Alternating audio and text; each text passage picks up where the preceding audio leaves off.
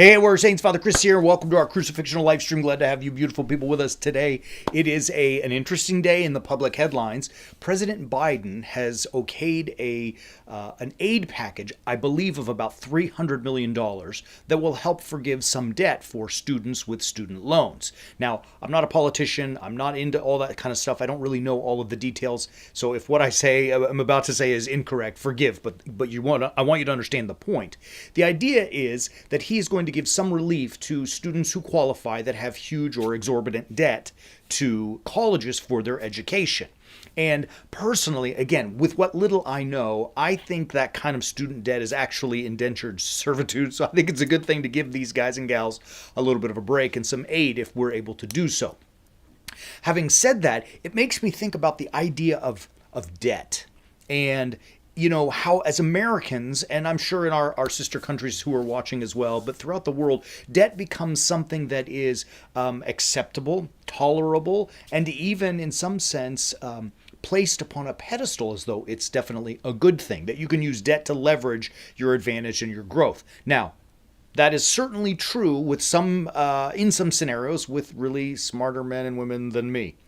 Debt, however, can be a very dangerous obstacle tool, let's say, for some people if not approached properly. Proverbs. So in the Bible, the book of Proverbs, which is about wisdom, it's about teaching us, the hearers, how to avoid folly or foolishness and attain some measure of wisdom that is ultimately rooted in God's word and instructions itself. And in Proverbs chapter 22, it talks to us about rich and poor and debt. And it says the following, chapter 22, verse 7, the rich rules over the poor, and the borrower is the slave of the lender.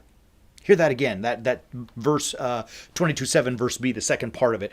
And the borrower is slave to the lender. Now you and I understand how debt works, right? Like when we have a purchase that's very expensive, for most of us, our homes. We may not have hundreds of thousands or even millions of dollars sitting aside in cash to buy a house that we can live in. So we put down a down payment, small or large, and then we take a mortgage, and there is debt. That means we owe the bank. You know this, right? We owe the bank the principal amount plus the interest they're going to charge us, which is how the bank or the lender makes their money.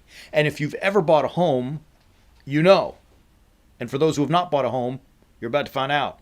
There's something called a truth in lending disclosure, which is a document that shows you by the time you will have paid off this note in 5, 10, 30 years, whatever you sign up for, the cost of your $100,000 home is actually going to cost you probably closer to $300,000. And you look at that and you're like, what? So you can see how painful it is, but yet most of us don't have exorbitant amounts of cash to throw down. So we're kind of forced in that. Houses notwithstanding, we seem to use debt very freely, as though it's a right or a privilege that we should use debt, whether it be buying cars, buying stuff on credit cards, or using other types of debt instruments that we get the stuff now and we'll pay for it later. But what we don't realize, or maybe we do realize and worse, ignore, is that we become the slave to the one who gives us that credit card, who gives us that debt to leverage. Because we are paying not pennies on the dollar, we're paying $10 on the dollar to pay them back. In other words, you know the point, you know the system, and yet we all do it. Why do we do it? Why do we spend credit cards, use credit cards to spend all of our money? Why? I mean, look, it's becoming very easy now. You go to a restaurant or a store, even a convenience store, a gas station, the grocery store, Costco, all over, and there's a little black box there that has the Wi-Fi signal. Just tap your card and it will take your money. Some people, Greg has an iWatch. You can just wave your watch right on the thing and boom, it'll grab your money.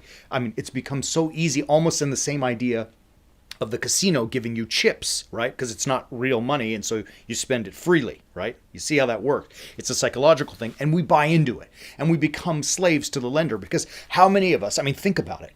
When your bills come at the end of each month, you look at your credit card and you're like, dude, what is going on, right? And now, instead of paying that credit card debt in full, you're making a payment, a minimum, or even a larger payment, and yet that debt just seems to increase, and sometimes we feel like, oh my gosh, there's no way out of this. I am completely smushed under the weight, under the heaviness of this debt. And you know what? It's a scary place to be, man. It's dreadful for people. I know. I know a lot of people who this is a terrifying place to be. And so, how do we as warrior saints overcome that? Because, like I said, the house notwithstanding, most of us have to do that. But in regards to credit cards and other things that we purchase with these debt tools and debt instruments, how can we find our way through that and really become, solid and safe, secure and comfortable in our lifestyle and in our bank accounts? Now, I'm certainly not a financial advisor. You better have one, right? But I will say this to you.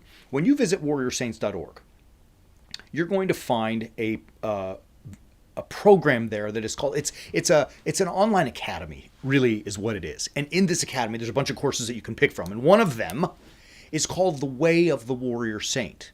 And The Way of the Warrior Saint is an online library filled with courses that really directly speak to certain topics.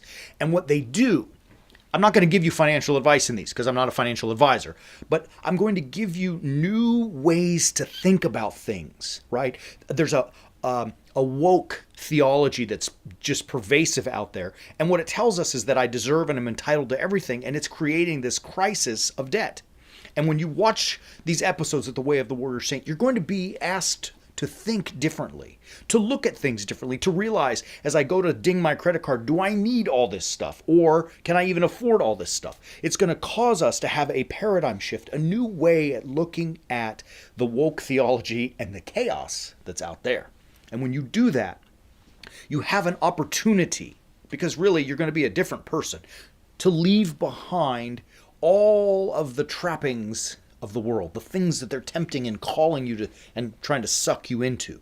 You can embrace that and continue in this misery of debt, or you can start to think about things differently, deciding for yourself what's necessary, what's of value, what's real, what's true, and what you want to participate in. And when you do this, you're going to find you will be quite a different person tomorrow than you are today. And that's all that any of us want, is to grow, to transform, and to become the best version of ourselves, to be exceptional human beings.